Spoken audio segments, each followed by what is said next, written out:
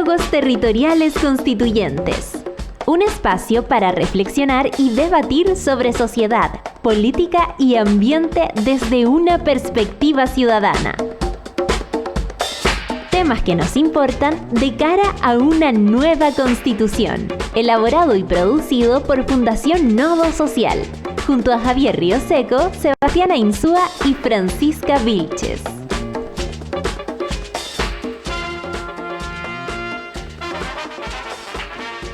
Hola, ¿qué tal, amigas y amigos? ¿Cómo están? Les damos la bienvenida a un nuevo capítulo del programa Diálogos Territoriales, este espacio que elaboramos por la Fundación Nodo Social y que busca generar reflexión y debate en torno al proceso constituyente.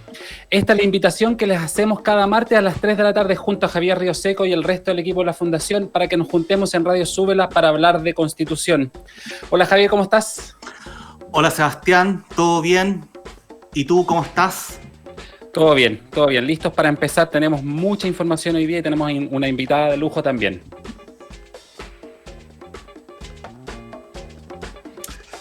Bien, como saben, hoy día en el programa tenemos preparado una breve reflexión sobre el cambio de estrategia política de los partidos, ¿no es cierto?, que están a favor del rechazo. Les presentamos la cápsula constituyente que se titula ¿Qué dice la Constitución sobre nación, nacionalidad y ciudadanía? Con nuestra querida amiga Francisca Vilches. Y ya lo presentó, ya lo mencionó Sebastián, hoy día tenemos a la flamante presidenta del Colegio de Periodistas en la entrevista de hoy. Y finalmente las noticias constituyentes, comentaremos la actualización, ¿no es cierto?, política, noticiosa de lo que está llevando este proceso constituyente. Te da la idea de que cada día se acerca más y hay más movimiento de cosas, se nos van a empezar a llenar la agenda y las noticias están ocurriendo a cada minuto. Antes de empezar, agradecemos a la Fundación Heinrich Böll que nos apoya para poder llevar adelante este programa. La Fundación es una organización política cercana al Partido Verde Alemán y que promueve la ecología, el feminismo y la democracia de género. Don Javier, ¿cuáles son las redes donde nos pueden encontrar? Nos pueden encontrar en Twitter, @nodo_social. Nos pueden encontrar en Instagram, @nodosocial. Y en el nuevo canal de YouTube que abrimos para poder subir estos programas y las cápsulas constituyentes en Fundación Nodo Social. También pueden visitar nuestra página web www.nodosocial.org y encontrarnos en formato podcast en Spotify, iVoox, Radio Public y por supuesto toda esta información aquí en Sube la Radio. Bien, partamos entonces. En la editorial de hoy día les queremos invitar a preguntarnos en conjunto qué tan blanca será la hoja donde se escribirá la nueva Constitución. La idea de la hoja en blanco lo que decía era que la Convención no iba a revisar o modificar la Constitución vigente, sino que más bien iba a comenzar desde cero. Esta idea, que fue muy álgida en la discusión, parece un triunfo conceptual, pero podría demostrar ser ineficaz si es que la composición de la Convención, cualquiera sea su formato, mantiene inalterable la distribución actual del espectro político. Lo que estamos viendo estos días con las declaraciones de emblemáticos actores de la derecha, donde anuncian sus votos por el apruebo, es un cambio en la estrategia de los partidos de cara a la nueva Constitución. Como todos sabemos, las encuestas están dando por un triunfo muy holgado a la opción por el apruebo y por lo tanto hay voces en la derecha que plantean desmarcarse rápidamente del rechazo para convertirse en actores legítimos de cara a la convención constitucional. A partir de ahí se supone que este esfuerzo que está haciendo la derecha va a cambiar su eje desde el rechazo hacia abril en los convencionales. Por eso la aparición de referentes como Pablo Longueira de cara a las convenciones es una señal de que la derecha va a apostar por pesos pesados para participar en la redacción de la nueva Carta Magna. De hecho, hemos sabido además que están explorando opciones de parlamentarios, alcaldes o incluso ministros para postular a la convención.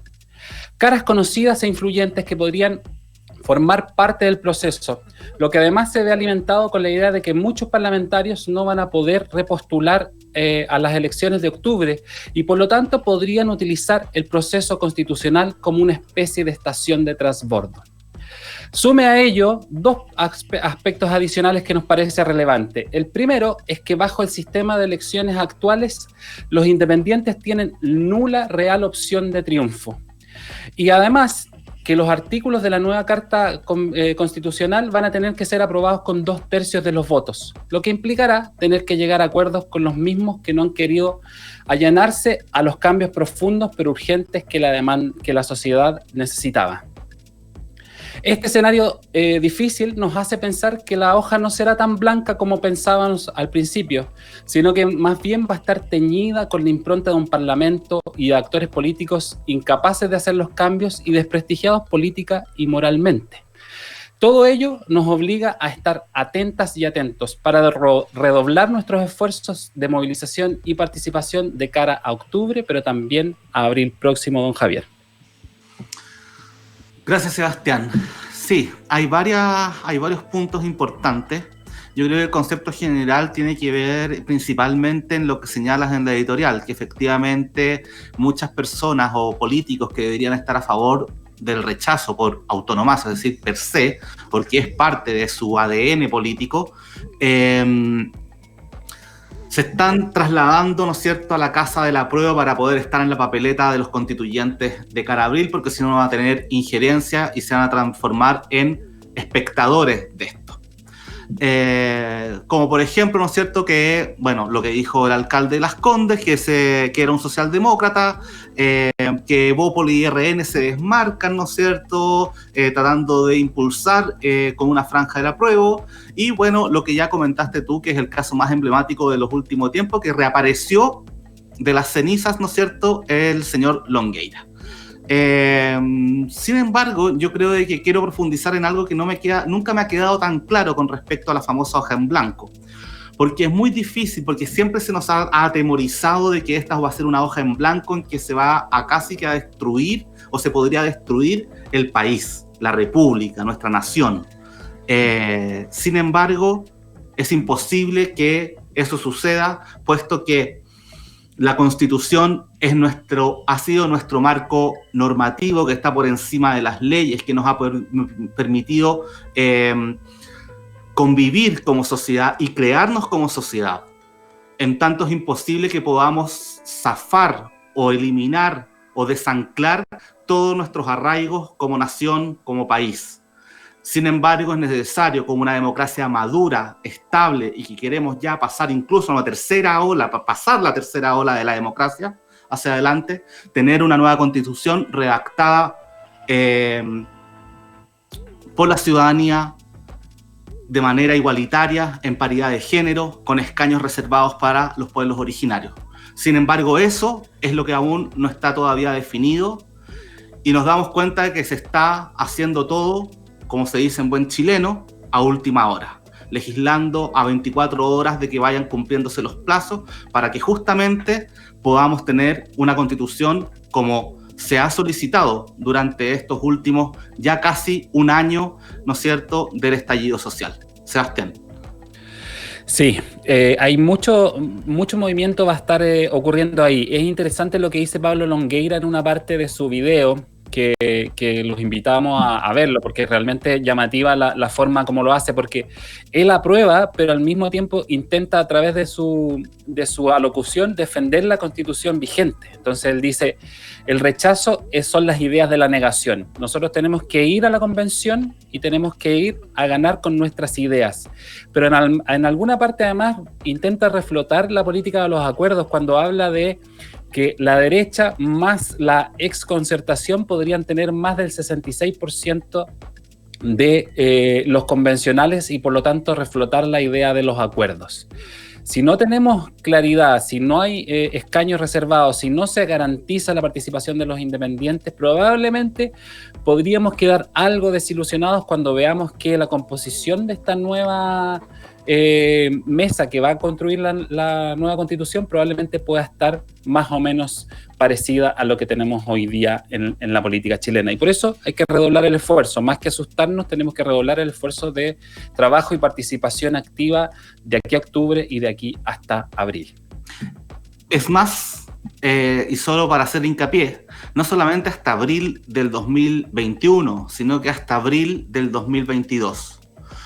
Los representantes que estén electos, ya sean cualquiera de las dos fórmulas para poder redactar esta constitución, La ciudadanía es responsabilidad nuestra instalar temas, supervigilar y tratar de estar ahí presente en la redacción de esa constitución. El trabajo que nos queda es un trabajo de largo aliento hasta abril del 2022 para todas y todos los ciudadanos de este país y quienes quieran participar en ella.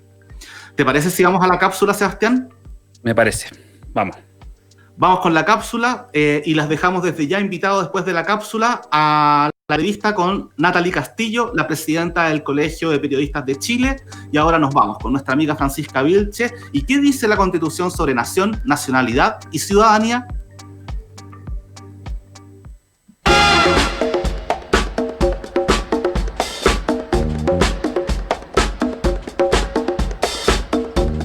Hola, soy Fran Vilches y hoy día hablaremos sobre qué dice la Constitución sobre el pueblo, la nación, la nacionalidad y la ciudadanía.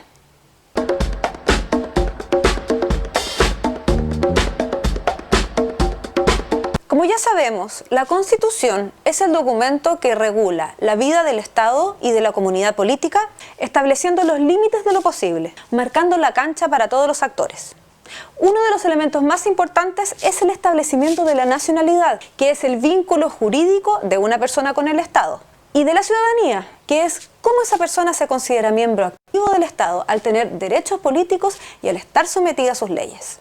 ¿Qué se establece sobre el pueblo y su relación con la soberanía? En su artículo 5 se señala que la soberanía, ¿quién manda a quién?, reside esencialmente en la nación y su ejercicio se realiza por el pueblo a través del plebiscito, de elecciones periódicas y por las autoridades establecidas en la Constitución.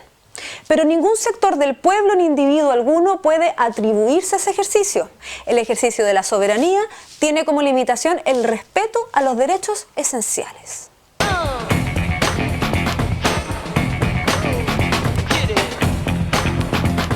En tanto, el concepto de ciudadanía lo podemos encontrar en el capítulo 2 de nuestra Carta Magna, bajo el título de Nacionalidad y Ciudadanía. En este capítulo se estipulan los requisitos para ser considerados chilenos, las causales para perder la nacionalidad y los requisitos para ejercer la ciudadanía. La condición de ciudadano, es decir, una persona que tiene derecho a voto, se puede perder. En efecto, la Constitución, en el artículo 17, establece 3 causales para perder la calidad de ciudadano. Estas son: perder la nacionalidad. ¿Cómo se puede perder la nacionalidad? Por ejemplo, por decreto supremo, en caso de prestación de servicios durante una guerra exterior a enemigos de Chile o sus aliados. Ser condenado a una pena aflictiva, que son las sanciones más graves, las de crímenes superiores a 5 años y un día. O por condena de delitos calificados como terroristas y relativos al tráfico de estupefacientes. Esta situación no es permanente, ya que también se establecen mecanismos para recuperar los derechos políticos.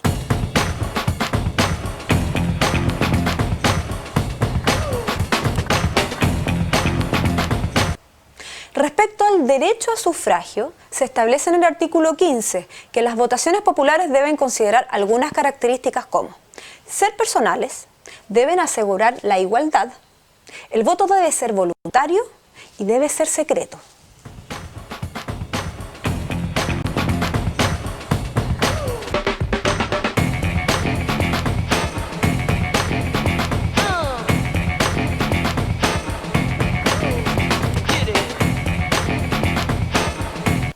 Sin embargo, las regulaciones que se deben establecer para asegurar estos principios son menester de leyes orgánicas. En ellas, entre otras cosas, se regulan los procesos electorales y plebiscitarios, el sistema de financiamiento, transparencia, límite y control del gasto electoral. Aquí juega un papel fundamental el Servicio Electoral CERVEL, órgano autónomo del Estado que es el encargado de organizar y fiscalizar los procesos electorales y plebiscitos. En consecuencia, el gobierno no organiza las elecciones, sino que es el CERVEL quien lo hace. El gobierno tiene la tarea de garantizar el orden público y de asegurar que existan los recursos necesarios para hacer las elecciones, pero no las organiza.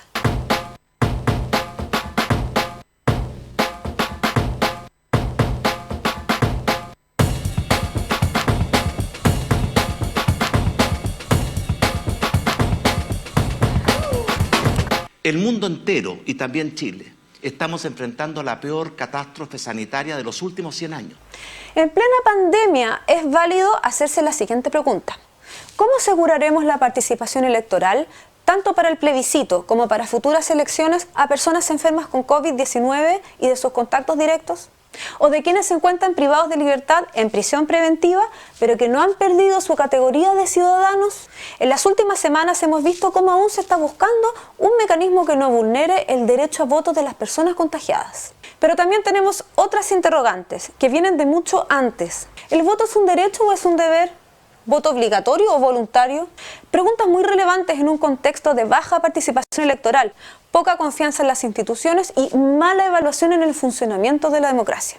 Y más cuando sabemos que existe desigualdad política en la participación, donde la gente mayor, más educada y con holgura socioeconómica tienden a votar más que la gente joven, de menores recursos y mediocre acceso a la educación. En definitiva, ¿cómo crees que podemos reencantar a la ciudadanía? ¿O el voto debiese ser obligatorio para asegurar la participación? Los dejamos súper invitados todos los martes a las 3 de la tarde a que escuchen a través de subelaradio.cl el programa Diálogos Territoriales Constituyentes, donde seguiremos hablando de estos temas y de otros muy interesantes para prepararnos para estas votaciones.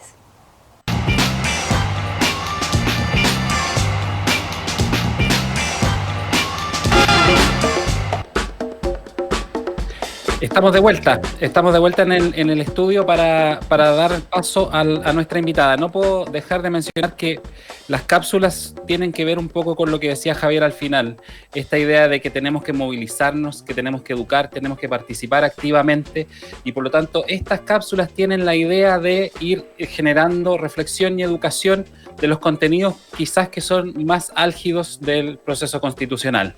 Y uno de los procesos álgidos está asociado a la comunicación, a la legitimidad de los procesos políticos a partir de las discusiones con veracidad, con información oportuna y plena. Y para ello hemos invitado a la presidenta del Colegio de Periodistas de Chile, a Natalie Castillo, para hablar sobre derecho a la comunicación, para hablar sobre campañas políticas en este contexto y sobre redes sociales. Hola Natalie, ¿cómo estás? Bienvenida, gracias por aceptar nuestra invitación. Hola, ¿cómo están? Un saludo a todas, a todos, y no podría estar más de acuerdo tanto con la editorial, ¿cierto?, con la cápsula y por supuesto con el análisis previo que han realizado, ¿cierto?, en relación al proceso constituyente y todas estas aristas que todavía están ahí por hacerle el seguimiento, a ver cómo resulta este proceso, esta nueva constitución, y ojalá se ejerza este poder soberano, popular, en vista de lo que ustedes ya planteaban como parte de los escollos que se podrían dar a propósito de la aparición de diferentes actores y actrices políticas, ¿cierto?, un poquito desfasados a los tiempos que estamos viviendo. Así que muchas gracias por la invitación. Gracias, Natalie. Mira, vamos a partir directamente mencionando que siempre sabemos que la prensa tiene un rol mediador de la realidad y que permite a los actores políticos tomar, y a la ciudadanía tomar decisiones oportunas y veraces, como decíamos. Entonces, la primera pregunta, más bien general, ¿cuál es tu evaluación de la situación de la prensa a partir del estallido social, pero hoy día en el contexto del proceso constituyente? Bueno, la evaluación que tenemos del sistema de medios de comunicación de nuestro país no es positivo como colegio de periodistas, por una razón simple, por la concentración de la propiedad de los medios de comunicación, que es altísima, que es una de las más altas de Latinoamérica y que pone en peligro, ¿cierto?, la libertad de expresión, el derecho a la comunicación, pero también lo que es el pluralismo informativo, ¿ya?, que todas las voces se vean representadas, digo, en los medios de comunicación. Tradicionales principalmente me estoy refiriendo. Sabemos que existe un sinnúmero de medios de comunicación populares, independientes también, nuevas estrategias de comunicar a través del periodismo y de los medios, que también valoramos, pero sin duda esta hegemonía que existe de los medios de comunicación en base a los procesos sociales, principalmente en este caso el estallido social, sin duda había un desempeño precario en términos de dar cobertura a todas las diversidad de voces, de actores y actrices que forman parte de este contexto político y social que estamos viviendo como país. tanto en lo que fue la revuelta popular de octubre, ¿cierto? Y los meses que vinieron, que termina también luego en este proceso constituyente, en este plebiscito de entrada, como también en la gestión de la pandemia, tanto desde el punto de vista sanitario, como desde lo que ha significado para nuestra sociedad en esta crisis económica y política también, que se viene a sumar a lo que ya veníamos viviendo desde octubre. Por lo tanto, creemos que los medios de comunicación requieren, ¿cierto? O este sistema de medios requiere una reestructuración a través de un marco normativo o que regule, ¿cierto? Todos los aspectos de la comunicación y que evidentemente no hegemonice las pautas editoriales, que lo vemos a diario, ¿cierto? En los grandes cadenas o en los grandes consorcios de los medios de comunicación de Chile, y que deja de lado distintas visiones, distintas miradas que nos vienen a aportar, ¿cierto?, a lo que es la diversidad y el pluralismo. Por lo tanto, esperamos que en el proceso constituyente sea de mejor forma, ¿no? Esta forma de comunicar. Lamentablemente no es así.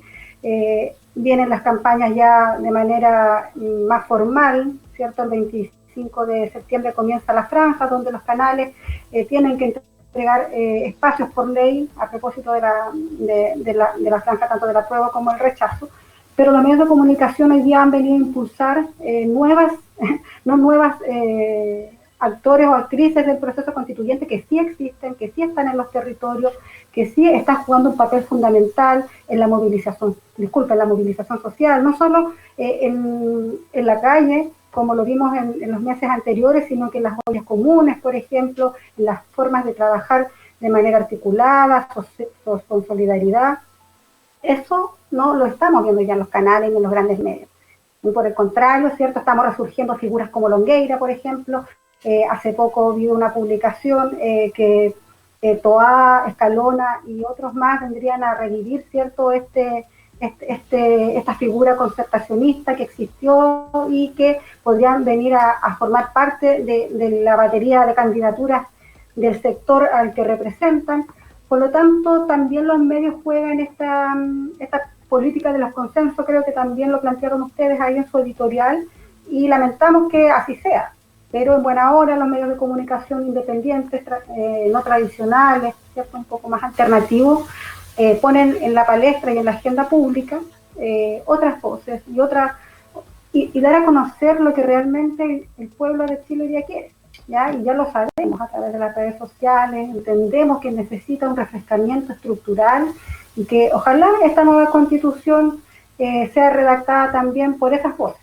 Así que es un gran desafío lo que tú me preguntas, porque sabemos cómo es la conducta de la institucionalidad mediática de Chile, y eso es porque responden, ¿cierto?, a los poderes que ya conocemos, dueños de los medios y dueños también del gran empresariado. Natalie, gusto en saludarte. Les recordamos que estamos conversando con Natalie Castillo, la presidenta del Colegio de Periodistas de Chile. Natalie, hay dos puntos que yo quiero recalcar en tu respuesta. Uno que tiene que ver con los nuevos medios, por un lado, y lo otro es sobre la concentración de medios. Y para que la gente en sus casas, donde nos esté escuchando, entienda que la democracia se evalúa o por lo menos los estudios, ¿no es cierto?, los institutos, las instituciones que hacen estudios para evaluar las calidades de democracias en el mundo, ¿no es cierto?, tienen varios parámetros. Elecciones libres y frecuentes, cómo funcionan sus instituciones, y uno de esos parámetros es justamente el derecho a la información, a la comunicación y a la libertad de prensa. Por eso es tan importante, y si no me equivoco, tú me corriges, hoy se lanzó este bloque por el derecho a la comunicación de varios grupos, ¿no es cierto?, varios conglomerados de prensa. Yo quiero hacerte una pregunta que tiene que ver con que si se puede descentralizar los medios de comunicación por medio de alguna ley. Yo sé que la ley está por debajo de la Constitución de cierta manera. Si es que existe algún caso en otros países donde el marco regulador, pueda permitir esa desconcentración de medios. Perdón, y un solo dato. Pensemos que en Chile hay un 82%, no recuerdo bien, de concentración de los medios. O sea, están casi todos los medios en manos de dos grandes empresas que son el Mercurio y Copesa. Claro, claro, ¿no? Y por claro, por la prensa escrita, tú bien lo dices, ¿cierto? El 80 al 82% de la prensa escrita en papel, ¿cierto?, responden a estos dos grandes grupos económicos y que conocemos también su historial, cuáles son sus intereses económicos, ¿cierto?, financieros, y también cómo han incidido en la política pública, ¿ya?, en la construcción de este país. Por lo tanto, has dicho algo súper importante, porque el Bloque por el Derecho a la Comunicación es una iniciativa que nace del Colegio de Periodistas a propósito de nuestro último congreso, que lo celebramos en el mes de febrero en Antofagasta, y donde reafirmamos también nuestro compromiso con una nueva constitución, que ya del año 2015 veníamos planteando la necesidad de contar con una nueva constitución que garantice este derecho de la comunicación, ¿cierto?, en la nueva Carta Fundamental, a través de una asamblea constituyente. Hoy tenemos otras condiciones, ¿cierto? Tenemos una convención constitucional, pero sin duda no nos restamos del proceso histórico que estamos viviendo, y por eso, con esta inquietud de poder generar un bloque del sector de las comunicaciones, porque entendemos que no es una demanda exclusiva del Colegio de Periodistas de Chile el derecho a la comunicación. Es un goce colectivo y ojalá que muchas organizaciones más se puedan unir. Tenemos organizaciones de comunicadores, periodistas destacados, medios, desde alternativas populares, por ejemplo, hasta, es decir, hemos reunido un importante número de actores y actrices que sin duda se las van a jugar, y vamos a trabajar para garantizar que ganemos en el apruebo, ¿cierto?, en este plebiscito de entrada el 25 de octubre, como también bien lo decías tú, Javier, hasta el próximo año, hasta el 2022, cuando ya tengamos que ratificarla a través de otro plebiscito, esta nueva constitución que esperamos sea garante de este derecho a la comunicación.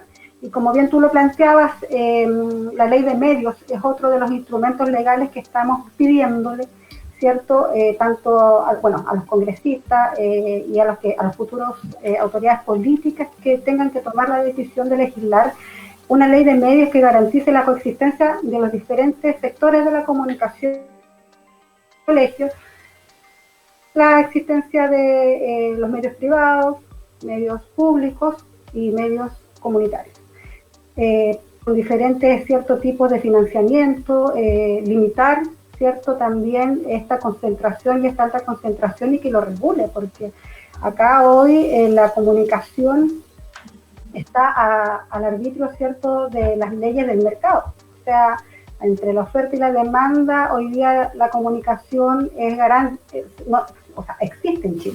No es que todas podamos o todos podamos hacer goce de la comunicación y poder tener medios de comunicación de acuerdo a los diferentes intereses. Y en ese sentido sí existen otras experiencias internacionales cercas en nuestro continente, ¿cierto?, en Latinoamérica. Hemos visto cómo con éxito se han implementado diversas leyes de medio o estos órganos regulatorios, marcos regulatorios que han propiciado también este pluralismo tan necesario y, como tú bien lo dijiste, el robustecimiento, el fortalecimiento de una democracia. Algo que acá en Chile no tenemos, que se ha visto debilitada por todas las diferentes situaciones, ¿cierto?, violaciones a los derechos humanos, violaciones al derecho de la información, al derecho de la comunicación también. Recordemos que hoy tenemos restricciones para el desarrollo del trabajo de la prensa independiente y alternativa a través de este mecanismo de salvoconducto colectivo, por ejemplo, que solamente los medios que tienen RUT o tienen esta situación tributaria al día inscritos dentro del servicio de impuesto interno solo pueden reportear y salir a registrar lo que está sucediendo en el marco de esta pandemia, y los medios comunitarios y alternativos y populares no.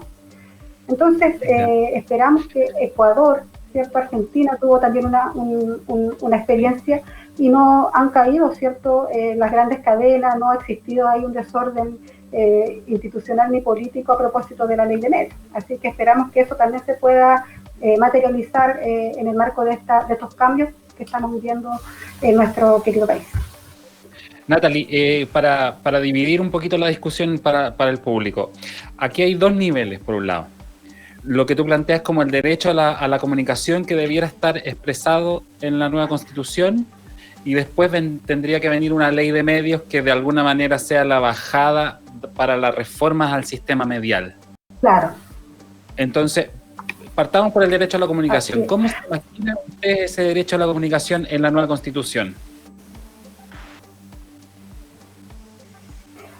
Bueno, el derecho a la comunicación esperamos que esté dentro de esta nueva carta y que se haga cargo, ¿cierto?, de lo que el Estado de Chile ha ratificado en diferentes convenciones, ¿cierto?, o internacionales, ¿ya? Lo que pasa es que acá en nuestro país, lamentablemente, tanto el derecho a la comunicación como otros derechos, ¿cierto?, no, si bien están nombrados, en el caso del derecho a la comunicación está solamente el derecho a la libertad de expresión, pero no están consagrados desde la perspectiva del goce colectivo de estos derechos, ¿ya? Es decir, solamente tenemos las condiciones como ciudadanos y ciudadanas de poder ejercer la libertad de expresión, ¿cierto?, mediante un Estado que nos garantiza aquello. En cambio, el derecho a la comunicación es mucho más profundo porque también reúne lo que es el derecho a la libertad de expresión, a la libertad de información y a la libertad y el acceso a la información y de prensa, por supuesto. Y eso es lo que hoy día no tenemos consagrado. ¿Por qué? Porque, por ejemplo, no tenemos condiciones, por ejemplo, de la existencia o garantizar la existencia de otros medios de comunicación que no sean los que están hoy día en el mercado. Porque también, como el resto de los derechos, a la educación, a la salud, ¿cierto?, a la vivienda, han sido concesionados, ¿cierto?, han sido bajo un Estado subsidiario, lo decimos con estos derechos, pero también en el caso de las comunicaciones está bajo el amparo o las leyes del mercado. O sea, el que tiene dinero, el que tiene poder, el que tiene capital, puede poner un medio de comunicación.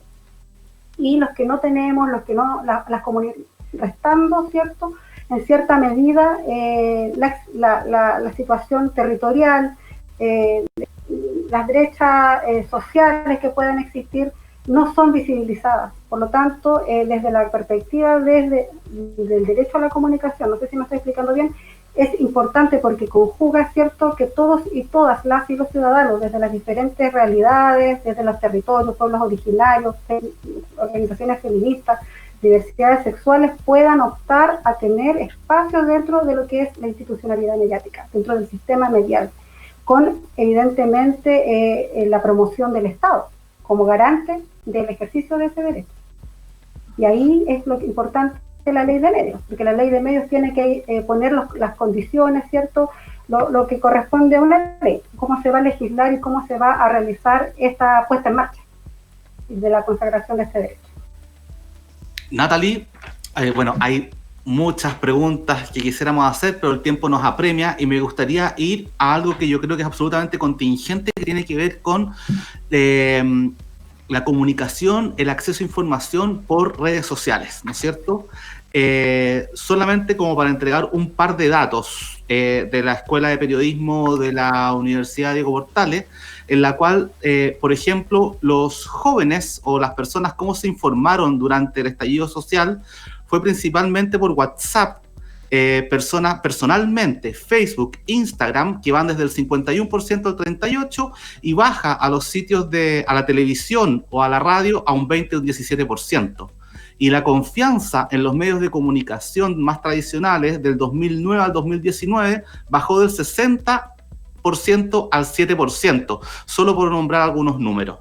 Además de eso, lo que ya conocimos, ¿no es cierto?, como el escándalo, ¿no es cierto?, de Cambridge Analytica, y que incluso hay un documental que se llama Nada es privado en Netflix, en el cual relatan cómo se llevaron a cabo las elecciones, ¿no es cierto?, en Estados Unidos con Trump y, ¿no es cierto?, con el plebiscito del Brexit, que estuvieron muy influenciadas por redes sociales, principalmente por filtración de datos en Facebook según las características que uno va buscando y todo eso. ¿Cuáles son los desafíos que tiene Chile para poder regular las redes sociales en el contexto de las campañas hoy en día?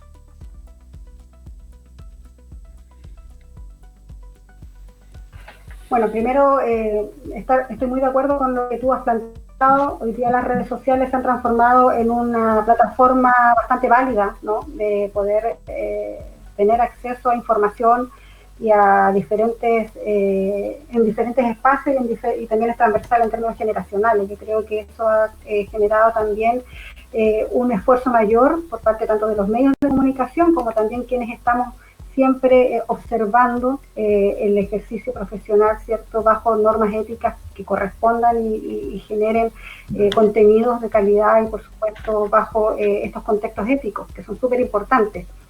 Sin ir más lejos, para contestar tu pregunta, también las redes sociales y a propósito del estallido social fueron elementales a la hora de presentar pruebas, ¿cierto?, en las demandas hacia el Estado por las violaciones a los derechos humanos durante el mes de octubre, noviembre, y que han constituido también un importante medio de prueba. Por lo tanto, existen falencias, sí, existen formas absolutamente cuestionadas, también cuestionables, de cómo se desarrollan las comunicaciones a través de las redes sociales, pero también tienen ahí una oportunidad bastante importante de poder trabajar, y mucho más si se realizan desde la perspectiva registral o al menos para comunicar. Recordemos que ya no todas y todos, como tú dices, tienen acceso a medios de comunicación a través de, no sé, de operadores de cable, o a lo mejor debido a las diferentes brechas no tienen acceso a medios de comunicación, pero la gente sí hoy día tiene su celular y tiene al menos un gran porcentaje de nuestra población acceso a redes sociales, así que también constituye un elemento importante a poder analizar. Sí ha sucedido que en temas de internet, o al menos en redes sociales, también en nuestro país hemos tenido como escándalos o mini escándalos, ¿cierto?, respecto a la utilización de bots, por ejemplo, para poder promover campañas, para poder posicionar a personajes políticos o con alguna intencionalidad política. En el marco del proceso constituyente creo que es importante que todas tengan acceso, que todos hagan utilización de esta plataforma. No veo por qué no podríamos promoverlas. Es más, creo que bajo estos conceptos de la libertad de expresión, ¿cierto?, y lo que bregamos nosotros como derecho a la comunicación está permitido, pero solamente que tiene que regularse, y eso también es importante porque a partir de la conformación de las leyes hoy día tampoco existe, existen proyectos de ley, pero no existe a cabalidad ningún tipo de moción que vaya en esa línea de poder poner ciertos marcos también regulatorios a lo que son las redes sociales e internet. ¿Por qué? Porque también ahí hay una discusión sobre que podría lesionar este derecho a la libertad de expresión. Por lo tanto, hay un campo súper amplio en este tema. Yo solamente haría, y lo que ya hemos realizado en diferentes oportunidades, es el llamado tanto a la ciudadanía como también a los profesionales y comunicadores sociales, saber qué tipo de comunicación estamos consumiendo, qué tipo de herramientas estamos utilizando, y evidentemente desde la perspectiva profesional o desde el sector de las comunicaciones, entender que no todo pasa por la inmediatez o el clic, sino que por la calidad del contenido. Recordemos que hoy día las audiencias se han transformado, o la audiencia o la ciudadanía se ha transformado también en un eje rector de los medios de comunicación y de las personas que reproducen comunicaciones. Están siempre en todo momento, principalmente en Twitter, ¿cierto?, y otras redes sociales, cuestionando, exigiendo mejores contenidos, exigiendo calidad de los contenidos, y también se han transformado en cierta medida, ¿cierto?, desmienten estos fake news o noticias falsas. Por lo tanto, en el ámbito del proceso constituyente, creo que está súper vigilado lo que es el tema de las redes sociales. También acá en las últimas elecciones presidenciales sucedió algo similar, ¿cierto?, de cómo se posicionó producto de alguno de cómo operan las redes sociales y estos grandes paquetes que trabajan en función de las redes sociales y de la instalación de candidaturas. Se instalaron diversas fake news o que terminaron, ¿cierto?, siendo proclives a la candidatura del actual presidente. Entonces, creo que es importante. Hoy han cambiado un poco los tiempos, van un poco más rápido, pero va a haber una supervigilancia ciudadana que yo creo que se va a respetar ahí. Promoverlas entonces.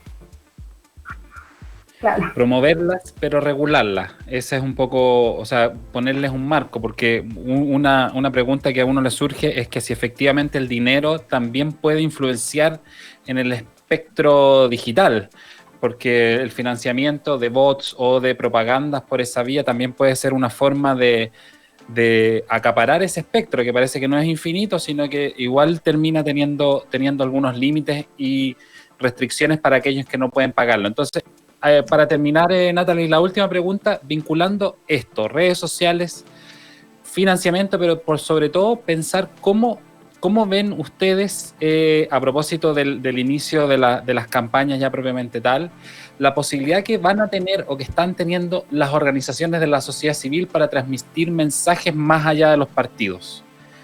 Vemos que va a haber sociedad civil involucrada en las franjas, pero también está todo este espectro de vida que va a estar ocurriendo en el mundo digital. Y de hecho, dado que estamos confinados hoy día, pareciera ser que la batalla se va a dar en el ámbito digital. Entonces, ahí es donde se nos cruzan muchas temáticas. La capacidad de llegar con mensajes, la capacidad de transmitirlos más allá de los partidos, el financiamiento de las campañas en la vía digital y la disputa política en torno a ese espectro. ¿Cómo lo ven ustedes? ¿Cuál es su reflexión? Mira, antes de irnos directamente a lo que va a ser el plebiscito y tu última pregunta, me gustaría también puntualizar que dentro de este bloque por el derecho a la comunicación tenemos nuestras demandas en relación al tema de Internet y seguridad, a propósito de lo que conversábamos recién, que es garantizar, bueno, aparte de como un derecho humano, ¿cierto?, el Internet, garantizarlo desde la perspectiva descentralizada, libre de censura, bloqueo y restricciones, garantizando principios de seguridad, privacidad y protección de datos. Es nuestra demanda. Evidentemente tiene que vincularse a lo que yo les planteaba, que es un ente, o sea, un marco regulatorio específico para aquello. Y hoy día, en el marco de estas campañas bastante diferente a lo que habíamos visto antes, ¿cierto?, con banderas, con muchas veces diferentes manifestaciones populares, en un concepto bastante histórico, porque esto, candidaturas o elecciones las vivimos cada 4 años, ¿cierto?, cada 5 años, pero tener un plebiscito, ¿cierto?, para una nueva constitución es algo absolutamente histórico y muchas veces impensado si podamos hacer un año atrás, si miramos en proyección, o sea, en perspectiva hacia atrás. Pero creo que lo primero que tiene que primar hoy es que estas campañas tengan un tinte ciudadano, popular. ¿Cómo se gestó el actual proceso constituyente? Nace desde la manifestación social, de la protesta, debido a las diferentes necesidades que hoy día, que chilenos y chilenas vivimos aún, ¿cierto? Y esta crisis estructural que ya venía arrastrándose desde los últimos 30, 40 años post dictadura. Entonces yo creo que lo principal es que, y el llamado también que realizamos como colegio de periodistas, es que las campañas, ¿cierto?, los comandos que ya forman parte de las campañas, tanto por el apruebo como por el rechazo, pero desde nuestro punto de vista vamos por el apruebo, tengan esta participación ciudadana, que no excluyan, ¿cierto?, a las organizaciones sociales, a los dirigentes y a las dirigentas, que fueron parte, ¿cierto?, promotora de este proceso histórico, que va mucho más allá de este acuerdo por la paz que se firmó el 26 de noviembre, que tiene relación, ¿cierto?, con las demandas justas de un pueblo que estaba viviendo una violencia sistemática producto de un sistema neoliberal que ha dejado, ¿cierto?, a miles en la exclusión social, económica, ¿cierto?, de oportunidades. Así que yo creo que eso tiene que ser el marco o el paraguas para todos los comandos que están impulsando estas campañas, y claramente va a ser a través de una plataforma virtual.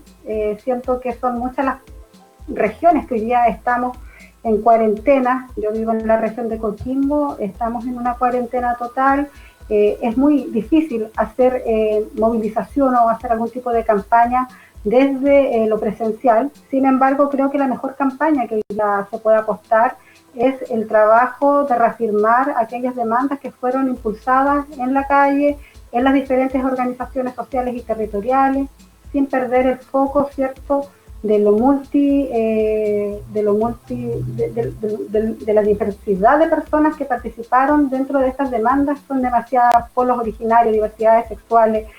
Bueno, nosotros como Bloque por el Derecho a la Comunicación, organizaciones feministas, eso es lo que nos tiene que llamar y nos tiene que convocar, tanto a periodistas también, a los medios de comunicación, por cierta parte también, exigir desde el bloque del derecho a la comunicación, pero también desde nuestro ejercicio profesional, darle cabida y visibilidad a todas aquellas voces que han sido excluidas constantemente desde el sistema de medios de comunicación y que hoy en el marco de un proceso constituyente es súper necesario que estén y que puedan dar a conocer lo que está sucediendo. Así que, claro, las campañas van a ser diferentes, el 25 comienza la franja, así que vamos a ver cómo va funcionando este nuevo concepto, ¿cierto?, entre virtual y la nueva forma franja televisiva en estas elecciones. La nueva forma de jugarse, yo creo. La nueva forma de disputa. Natalie, bien. Espérate, Natalie, no me puedo despedir de ti sin hacerte una pregunta, si la puedes responder breve. ¿Existe algún código de ética dentro del colegio?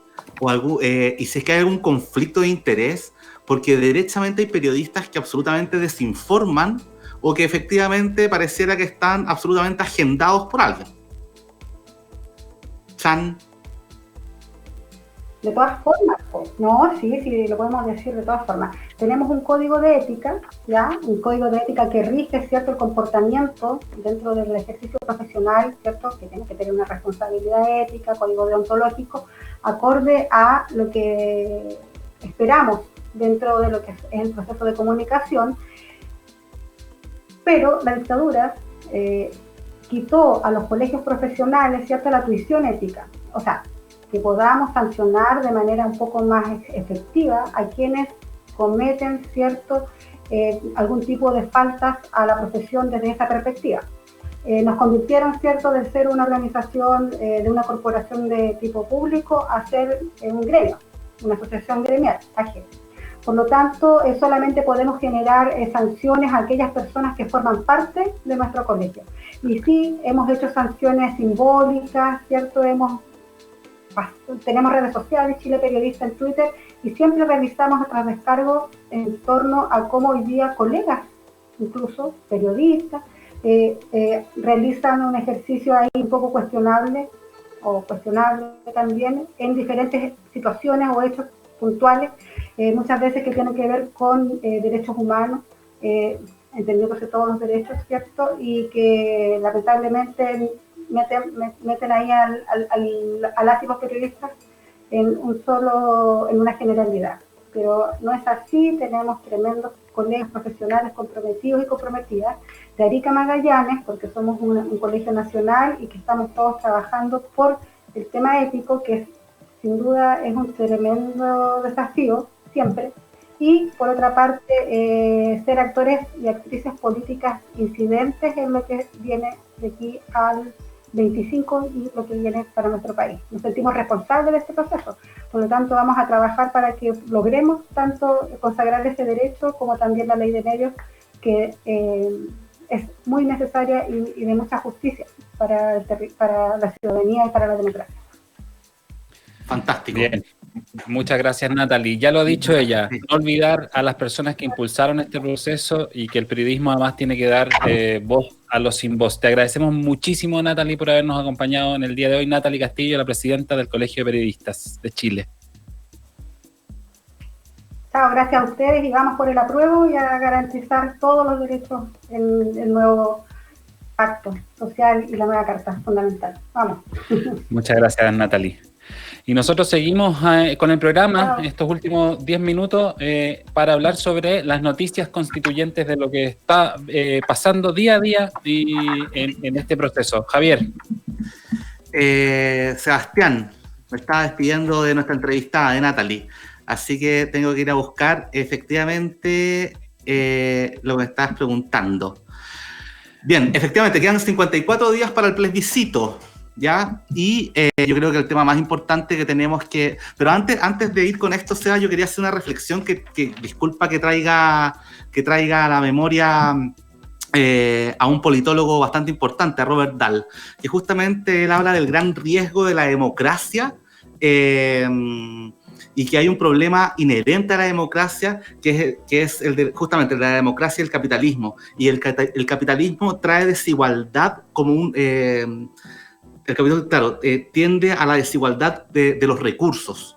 Y la comunicación es un recurso muy valioso y por lo tanto siempre vamos a tener personas más informadas o menos informadas. Y eso es un capital, más allá de lo que uno habla del capitalismo desde el dinero, sino del capital como en este caso es la comunicación, el derecho a informarse.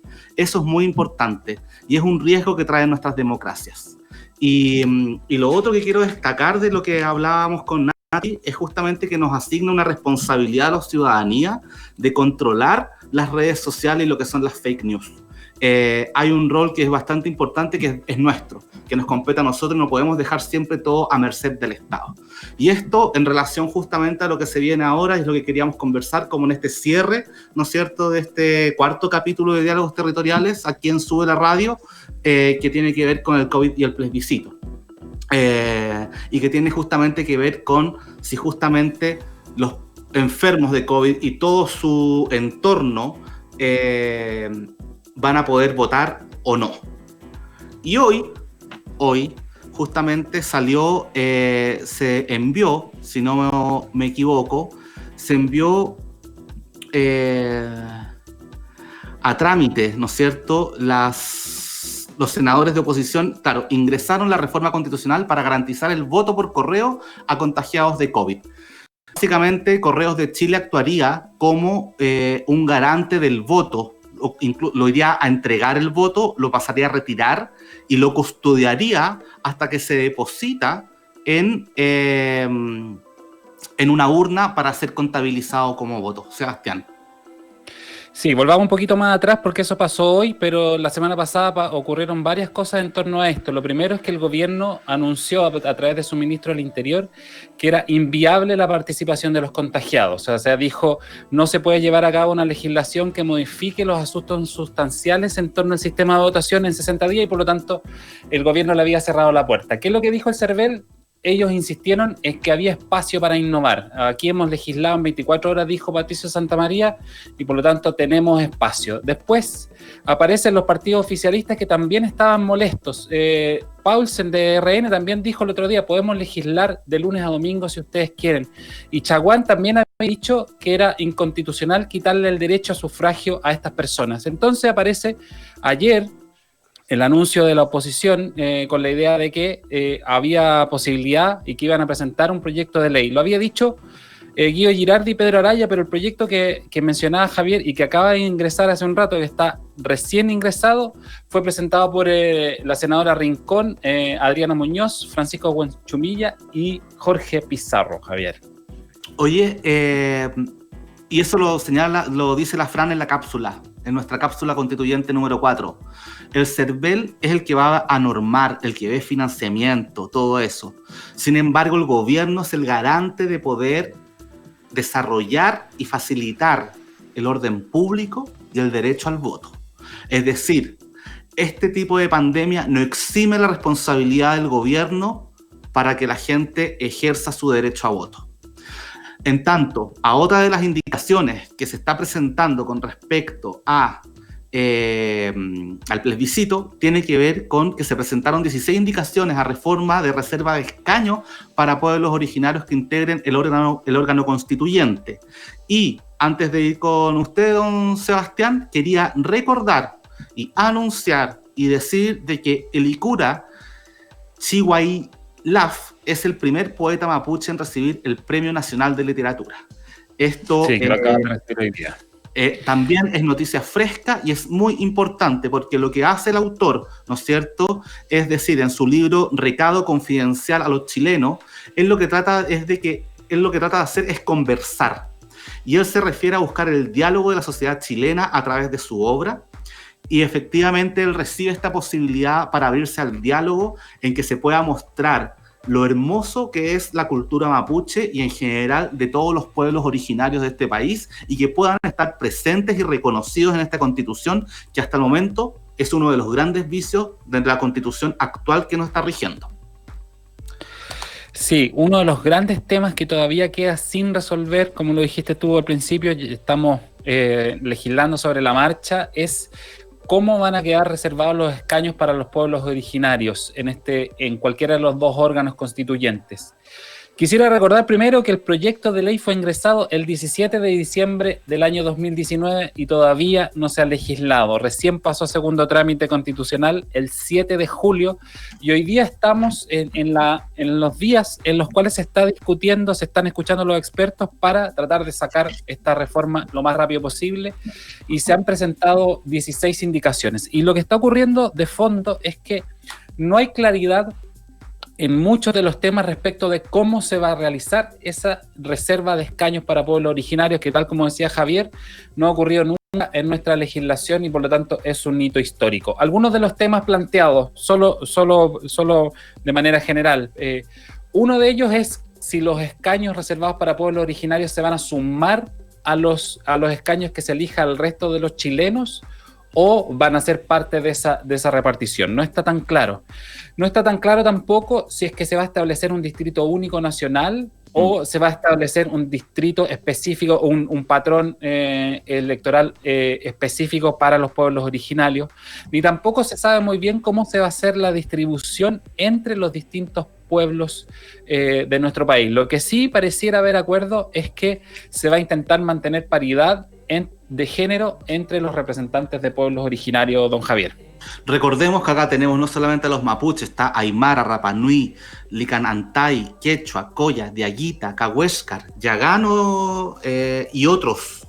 Hay muchos pueblos originarios que tienen que ser representados y que están en distintos territorios y que tienen distintas realidades. Desde, por ejemplo, preservar rutas marítimas hasta pasos para poder pastorear en altiplano o rutas marítimas en Aysén, que las salmoneras les impiden las rutas, ¿no es cierto? Esto lo conversamos en la temporada anterior de Diálogos Territoriales. Y a propósito de noticias constituyentes, quisiera ir ya despidiéndonos de este cuarto episodio, de este cuarto capítulo, con una noticia, y es de que ACA, el Gremio de Arte Contemporáneo, está alineado completamente con el apruebo y con la Convención Constitucional. Y además hoy está acusando justamente de dos grandes problemas que tiene el mundo de la cultura, que son justamente la minimización o la inexistencia del Ministerio de las Culturas, las Artes y el Patrimonio, y ahora se abrieron 3.000 becas para estudiar cursos de universidades que están todas afuera y no se ha contratado a ningún artista o gestor cultural, ¿no es cierto?, chileno, que pueda entregar cursos y talleres para formar a distintos artistas o distintos ciudadanos que les interese formarse en las distintas áreas del arte, la cultura y el patrimonio, y dejando e invisibilizando a un sector muy importante del país que está absolutamente invisibilizado, pasando miseria, hambre en algunos casos, y que a punta de rifas y ollas comunes está tratando de subsistir o vendiendo sus equipos de música, instrumentos musicales, cámaras de foto, lo que sea. Entonces, y eso no puede seguir pasando. Así que el ACA, al menos el Gremio del Arte Contemporáneo, va por más cultura, en más arte en esta Constitución. Bien, pasado el mensaje, entonces los despedimos, ya se nos acaba el tiempo, les agradecemos habernos acompañado hoy, les recordamos que pueden escribirnos al Twitter nodo_social, al Instagram nodo social, visitar nuestra página web y también visitar el nuevo canal de Facebook y de YouTube que tenemos disponible para ustedes. Recuerden además que pueden escucharnos aquí en Radio Súbela y pueden bajarse la aplicación que ahora está disponible para iPhone, pero pronto estará disponible para el sistema Android. Gracias, don Javier, gracias al equipo, a Luis, a Charlie y a todo el equipo que hace posible este programa. Que tengan una excelente tarde. Hasta pronto.